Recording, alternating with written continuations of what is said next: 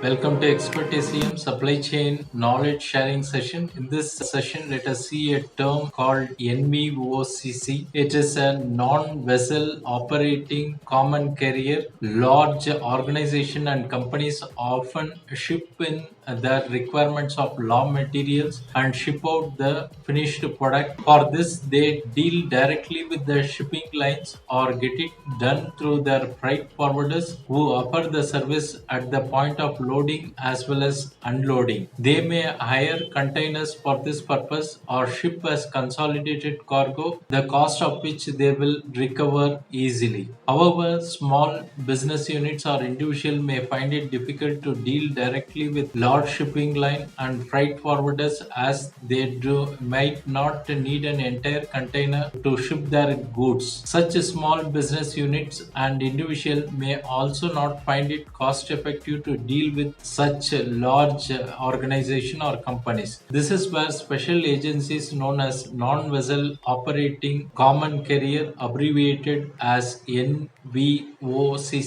step in. They make entire process of importing or exporting cargo hassle-free and cost-effective by being the single point of contact for the customer. This arrangement is found to suit small and medium-sized organization rather very well. Thanks for watching. Bye.